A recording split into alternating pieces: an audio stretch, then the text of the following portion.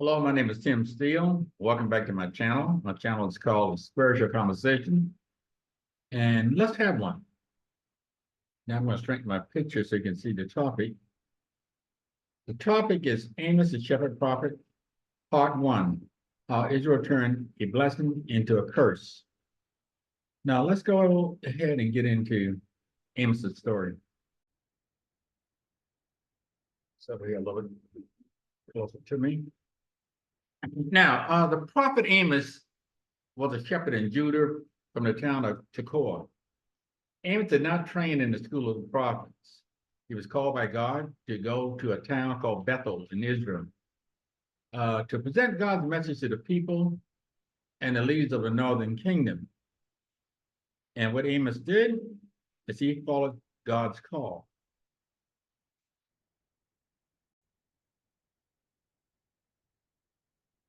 Israel was ruled by King Jeroboam II during the time of Amos.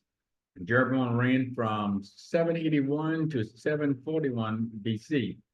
And the Bible speaks of Amos' prophecy concluding around 755 BC. And they'll say 2 years before the earthquake. Now, this earthquake is spoken of in Amos 1:1. Doesn't really have a lot of biblical importance to it. It's more or less used just for dating. So, because if you're a historian, you know about this earthquake, and you know the date of the earthquake, then you have a pretty good idea of when Amos's ministry was. So that's the way we're going to use it. The dates of Amos' prophecy and Jeroboam's rule was during a peaceful Assyrian Empire. This is during that 40 years of peace and prosperity in the region. That was a result of Jonah's preaching. Now, when you look at this chart of the minor prophets, you'll see that Jonah is number 2 after Joel, and number 3 is Amos. Okay, now this time of peace and prosperity started right in the middle of Jonah's ministry, around 785 BC, somewhere in that area. And it's going to last until 745 BC. At that time, a new king going to come to power in Assyria called Tiglath-Pileser III, and he's going to bring back all the violence and the conquering, and the old Assyria will be back. This is going to be 10 years into Hosea's ministry. Now, during Amos's ministry, complete peace and prosperity. Now, the story of Amos is rooted in how Israel took this blessing and turned it into a curse. Now, before we get into chapter 1, let's summarize the prophet Amos's ministry. Amos' ministry is known for taking a stand for justice, for the poor and the less fortunate. Now, in chapter 1, the prophet is going to be foretelling the fate of Israel's neighbors and the reasons for their coming destructions. Now, God is going to destroy all of them. And we're going to go through it one by one of each neighbor and what God held against them and what God is going to do to them. But first, let's talk about Amos 1:1. Amos, first chapter, first verse. The words of Amos, one of the shepherds from Tekoa, the vision he saw concerning Israel 2 years before the earthquake, when Uzziah was king of Judah and Jeroboam, son of Jehoash, king of Israel. Amos 1:2. The Lord rose from Zion and thunders from Jerusalem. The passage of the shepherds dried up. The top of Mount Carmel withers. Okay, let me sort of break that down to you, what they're talking about here. The Lord rose from Zion and thunders from Jerusalem. Now, Jerusalem is the capital of the southern kingdom. Okay, so Amos is coming from Judah. That's your southern kingdom. Now, the passage of shepherds dry up, and the top of Carmel withers. Now, Carmel is Mount Carmel, and it is famous for what Elijah did there. Elijah, that's where he confronted those priests of Baal and Asheron, and where God destroyed them. And also they say on Mount Carmel, even when they have drought and no rain and stuff like that, it's still pretty flush up there. I mean, you still can like grow crops and it doesn't, the drought doesn't seem to affect that top of the mountain up there. But here it is saying that the top of the mountain has dried up. Now they're not talking so much about crops now, because they said the shepherds are dried up. Now when the Bible's talking about shepherds, we're talking about let's say prophets, the people that's supposed to be shepherding God's people. Now in the northern kingdom, that's where Carmel is, you have shepherds up there, you have prophets up there, but the prophets are not prophesizing, at least not what God is telling them to say, because they're scared. So the Lord is going to find a man in the southern kingdom who's not even a prophet, but but this man is a faithful man. So God's going to send him up there and put his words in his mouth. And this guy, because God knows this man's heart, this man is not going to back down. He's going to speak truth to power. Not so much what the people up there are doing right now. That's the people don't like prophets and people are supposed to be doing that. All right, let's move on. Now, these are the charges that the Lord is going to lay on Israel's neighbors. And we're going to start with Damascus. Charges of the Lord. For 3 sins of Damascus, even for 4, I will not relent. Because you thresh Gilead with iron sledges, having steel teeth. I will send fire in the house of Hazael that will consume the fortress of Ben-Hadad. Now, Hazael and Ben-Hadad were kings of Damascus, kingdom of Damascus. So in the Bible, you also see Aram. That's the same place. They're not alive now, okay, but this is they were great kings. Okay, so when they said the house of Hazael, that means his offspring. Now, actually, Ben-Hadad is Hazael's son. So all the line of it's that family line, that's what he's talking about. All right, now, so right there, I'm going to shrink my picture a little bit. The Lord is, he's speaking of 2 punishments here, but let's deal with some others that he's going to do to these people. Punishment from the Lord. I will break down the gates of Damascus. I will destroy the king who lives in the valley of Avon, and the one who holds the scepter in Beth Eden. The one who holds the scepter is a king. Okay, Avon is a location, and Beth Eden is in that location. It's in Avon. Okay, let's see what this kingdom is when we compare it to Israel. Now, Israel is here.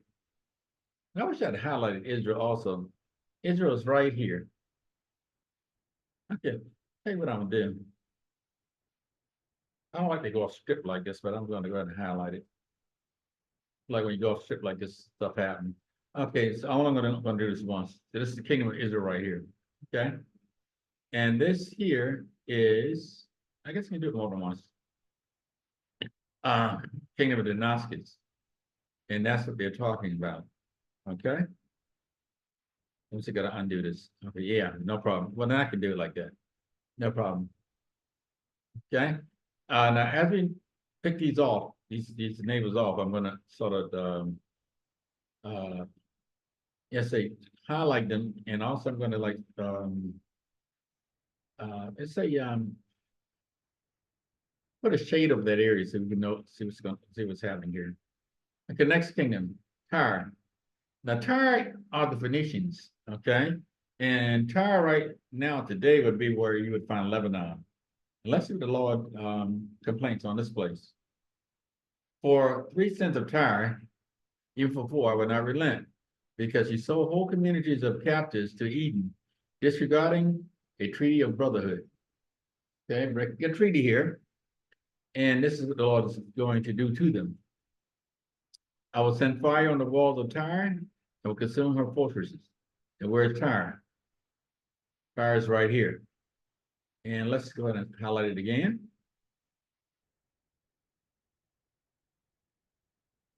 All right. This is Tyre. Phoenicians. All right.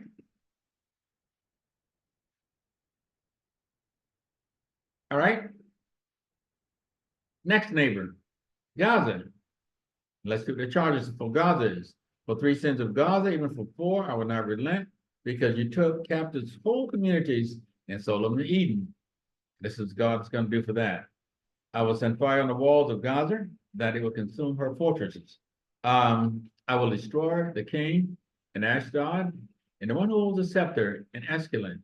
I will turn my hand against Ekron till the last of the Philistines are dead, says the sovereign Lord. Now this is Philistine territory. And let's put that one up. That's it right down here. Now that you sort of know where Israel is, I don't have to keep highlighting it. So we're going to move on. Next one. Next one is Eden. And the charges that the Lord have against Eden, for 3 sins of Eden, even for 4, I will not relent, because you pursued your brother with a sword and slaughtered the women of the land, because your anger raged continuously and your fury flamed unchecked. And here's what the Lord is going to respond to them for their behavior. I will send fire on Teman. Teman is like the capital city.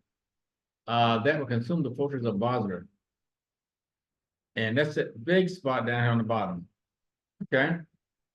That's Eden. Now, Eden, the people from Eden is the descendants of Esau. Descendants of Esau. Like descendants of Jacob is Israel. Remember, the Lord changed Jacob's name from Jacob to Israel. But these are descendants from Esau. And folks, all 3 years, they sort of dislike each other. There was a lot of back and forth, because and it comes from the time when Esau and Jacob had the problem with the birthright. So even though it's centuries later, they still sort of feel like your father stole the birthright from my father. So that's the root of that. All right, next one. Next one is Ammon. Now, for 3 sins of Ammon, even for 4, I would not relent, because you ripped open the pregnant women of Gilead, and all in order to stand your borders. This is the worst one yet. And let's see what the Lord is going to do with them. I will set fire on the walls of Rabbah, that will consume her fortress. Amid cries of war on the day of battle, amid violent winds, on a stormy day, her king will go in exile, he and his officials together. And where's that one? This is the one right here, right up under the kingdom of Damascus. Now let's talk a little bit about the people here. The people of Ammon are descendants of Lot's youngest daughter. Remember the ancestral relationship that she had with her father? She conceived, and that child is the father of these people, Ammonites. Okay. Next one. Now, before I go to the next one, let me just say that this is the end of the first chapter, and this is what Amos addressed in the first chapter. These neighbors. Now you can say there are other neighbors. There's like 1, 2, well, 2 more neighbors. If I include Israel, also there's 3 more that God's going to deal with. All right, now chapter 2. In chapter 2, the Lord is going to speak about the other 3. Starting with these 2, Moab, because you burned to ashes the bones of Edom's king. And let me explain that one to you. Moab and Edom were at war, and Moab defeated Edom. Now, while Edom is defeated, just to be spiteful, Moab king dug up the bones of a Edomite king. Now, the Edomite king was already dead. He had nothing to do with the battle. It's just probably was someone who the people had a lot of respect for. Dug his bones up and burned them to ashes in front of everybody, just to be spiteful. And God didn't approve of that. Now, God knows that here on earth, we have wars. And that's what we do here. But you can just go a little too far, like what they did here. Just trying to be spiteful. You had already defeated them. Why do that? Okay, in Judah, because they rejected the law of the Lord. They have not kept his decrees because they had been led astray by false gods, the gods their ancestors followed. Okay, now let's sort of look at my map now. Now I got Israel in red because these are the names around it. Okay, and but Israel is going to go off into captivity also, and this chapter and the rest of this book is about that. Okay, so we'll get into that also. But now I'm going to say this here. They're all going into captivity, but not all by the hands of the Assyrians. The ones in blue will be in captivity by the hands of the Assyrians. You can see that Edom and Judah will not be conquered that way. Now, this is going to be because of a king called Hezekiah. He's king of Judah. Isaiah is going to come to him with a proposition for him from God. And he's going to obey God and trust God. And when the Assyrians come to capture Judah and Jerusalem, God is going to intervene. God is going to send a death angel into the camp of the Assyrians and kill off 185,000 troops. So after that happens, they're going to go back home. Okay, so that's the way they are going to be spared. Now, this event is documented in history in three different, writings. First, the Bible. Now, the Bible say it happened with the death angel. And I like it when I can find things that is documented outside the Bible, because some people don't believe that the Bible is actually factual. They just feel like it's a book of just tales. But when you can document something that happened in the Bible, outside the Bible, it for some people, not for me, but for some people, it may give legitimacy to what the Bible and what the Bible is talking about. So the Bible version is that a death angel came into the camp, killed 185,000 troops. Now the second version I'm going to talk about is a Greek historian named Herodotus. And his sources are going to come from Egypt. Herodotus lived in 400s BC. So this act occurred probably like 330, 340 years before he was born. But he's a historian, so he went and dug up some facts. Now, the Egyptians says field mice came into the camp in the tens of thousands. And with the rodents, they bring plagues and stuff like that. And there was a plague that took 185,000 the Syrian troops out that killed them. Okay. Now, the last source is the king himself, Sennacherib. Sennacherib writes that he had Hezekiah trapped like a bird in a cage, and then he went home. Which don't make any sense at all. If you had him trapped, why didn't you finish him off? Well, you just went home. But anyway, when he got home, his two sons had a surprise for him. They was plotting on his life, and they were able to assassinate him. And one of them took control. I'm not too sure what happened to the other one. The other one probably had to leave. You're not going to have like two sons. One of them was king, and the other one just not king. So the other one went on about his business. They probably sort of agreed on that before they actually assassinated the father. All right. So now the rest of this book is about Israel and what they did and what he didn't do. Now, for 3 sins of Israel, even for 4, I will not relent. This is the Lord speaking. Now, with Israel, they did a lot of things. So the rest of the book is about things that they did. Now, they sold the innocent for silver, sold a needy for a pair of sandals. Because, once people got rich and stuff like that, they would have people working as indentured servants and even slaves.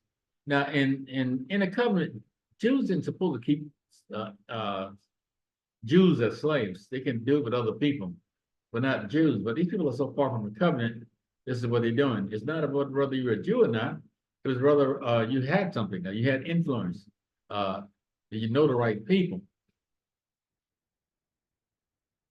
They trample over the heads of the poor uh, like dust on the ground. They denied justice for the oppressed. They denied justice to the oppressed. I say for the oppressed, but to the oppressed. Okay, and this is one of the big things that God was against, and it's one of the big things that Amos was hitting on. Justice got to be for everybody. It can't just be for a certain group. Father and son used the same girl and profaned my holy name. Now, this is about the shrine temples, but had to see shrine prostitutes.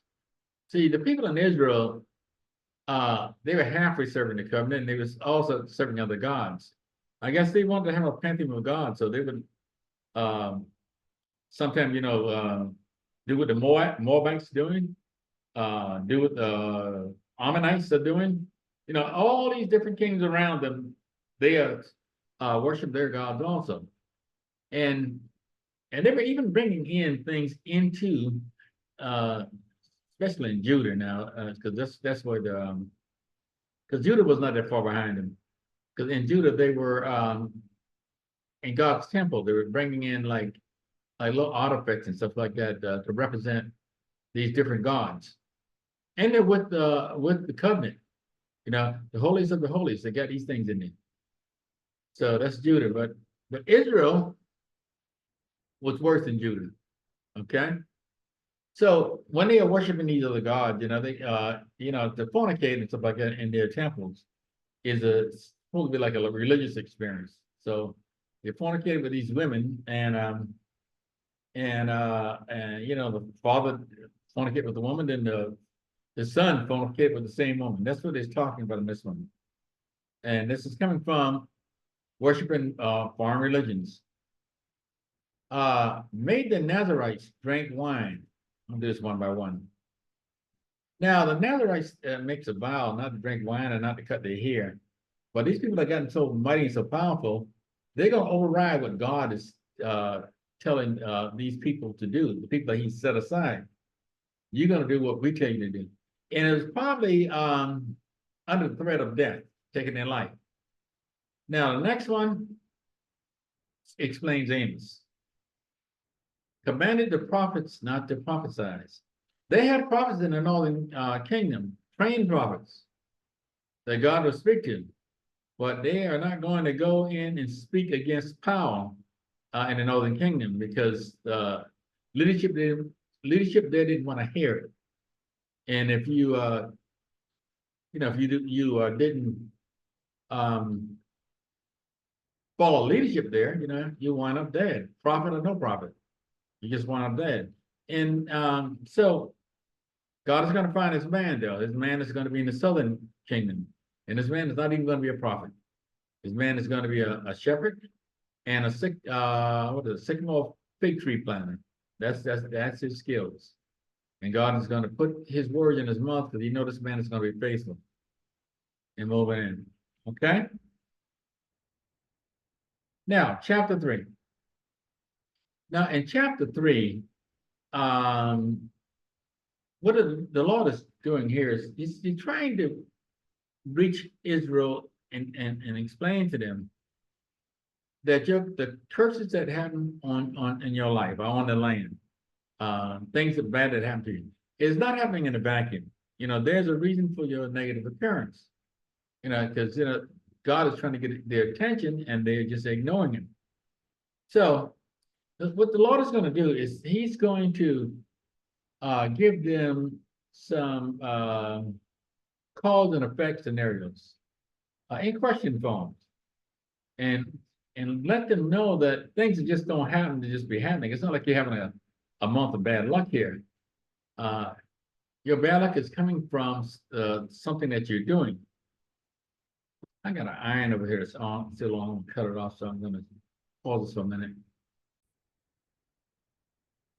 Now, Lord give Amos several of these cause and effect scenarios. I'm going to pick just 3 of them. And the first one is going to be Amos 3:4.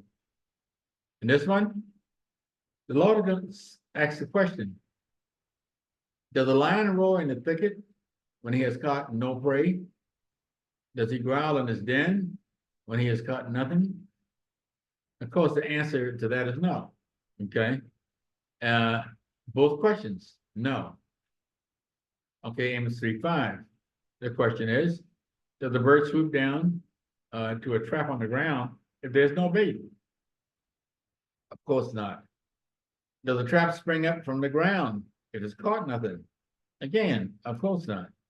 And next one, Amos 3:6. When a trumpet sounds in the city, do not the people tremble? It's not saying do the people tremble, because that'll be yes. So do not the people tremble? And that answer is no. Okay, because they do tremble. And the last one that is the clincher. When disaster comes to a city, has not the Lord caused it? So this is what he's telling them. When your disaster comes, it's not because you're just having a bad day, unlucky month. God is causing these things. He's trying to get your attention. And that's and there are other cause effect scenarios like this, but I'm just going to do 3 of them. And so that's where that one goes. Okay, so now let's move on. Now, chapter 4. In chapter 4, Amos going to call these women cows. And, and like, Amos, you shouldn't do that. But he's going to address the behavior of some of these wealthy women in Israel. And he's going to call them cows of Bashan. Now, I'm going to go ahead and explain to you what Bashan is.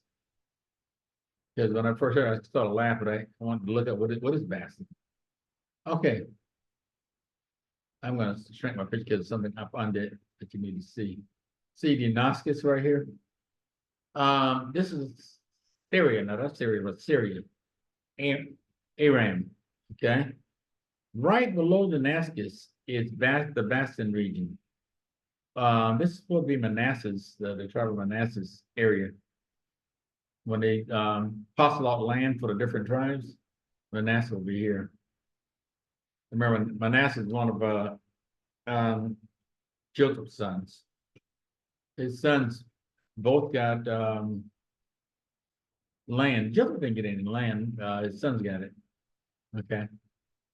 But okay. Now Bashan. Okay. Now what about Bashan? Well, it's a place that's very fertile. Lush green grasses, and the cows in this region is very pampered. Like, and that's the thing with these cows. They're very pampered. They grow very fat, very healthy. Lots of water to drink, and just a perfect place to raise your cows. So this is what Amos is talking about when he start talking about cows in Bashan.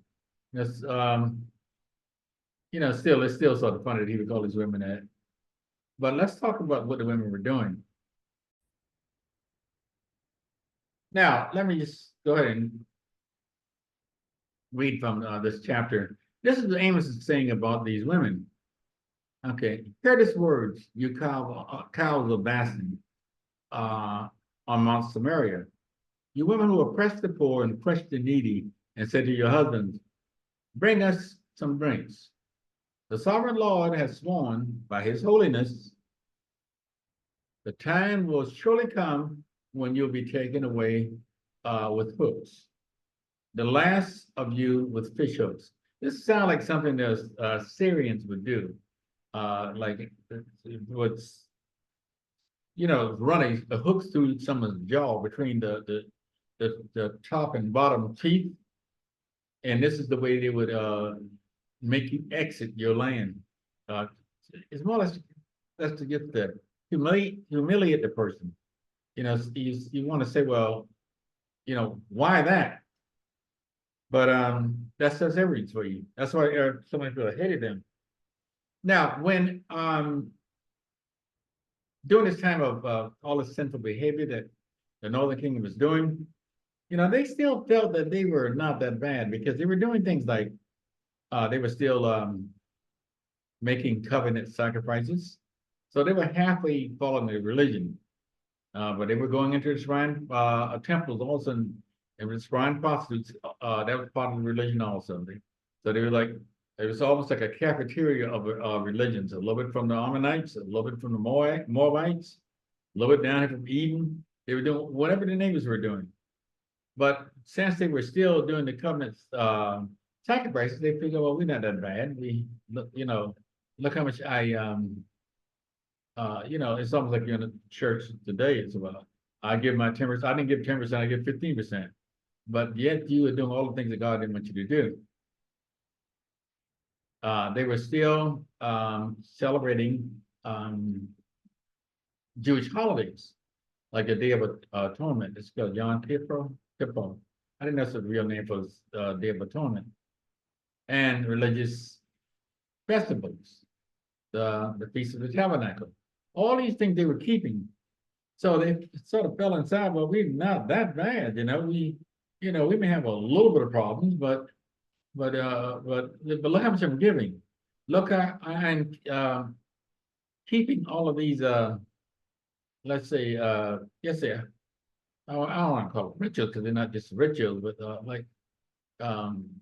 things that's in the covenant that is supposed to keep, like the holidays and then festivals and the 10% of different offerings.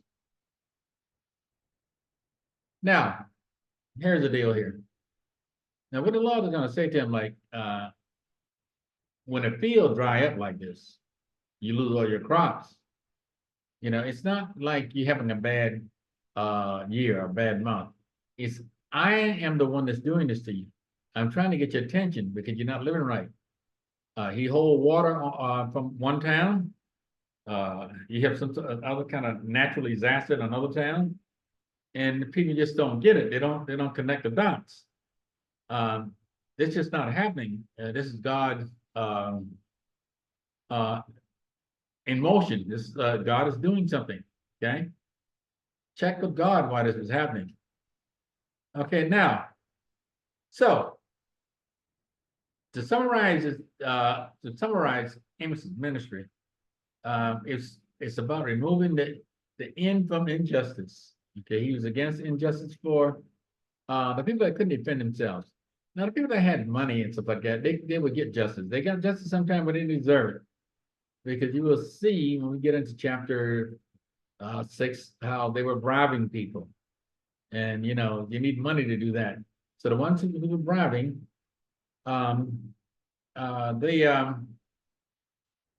got justice. The ones who were connected got justice. But the person didn't have anything, and didn't the oppressed of someone who didn't have any clout in the society, they didn't get this. So that's what Amos is all about. Now, I'm going to stop this right here for part 1. And I would like for you to like and subscribe. Still a new channel, it's growing.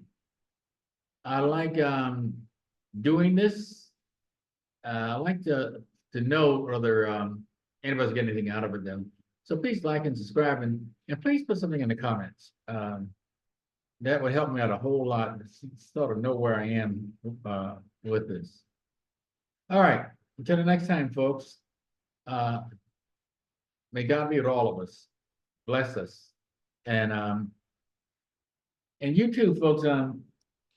If we get anything from Amos, folks, we just can't stand idly by and see a person who can't defend himself just get misused. Okay, it's our job to step in and do something. When you see, just say an elderly person, like I was reading the other day about how this, actually it was a preacher who did this, stole a woman's personal information and started credit cards in her name, ran up a bit around $55,000. A pastor in the church did this to an 87-year-old. So, and it was just so happened that there was some young people who sort of was able to figure out what was going on, and this thing went to trial. I don't know what the outcome of it was, but I hope he gets what he deserves. But that's someone stepping up and helping someone who was at an age where they couldn't couldn't figure out what was actually going on. So this is what Amos is all about. All right, so next time, folks, want to do part 2. See you then.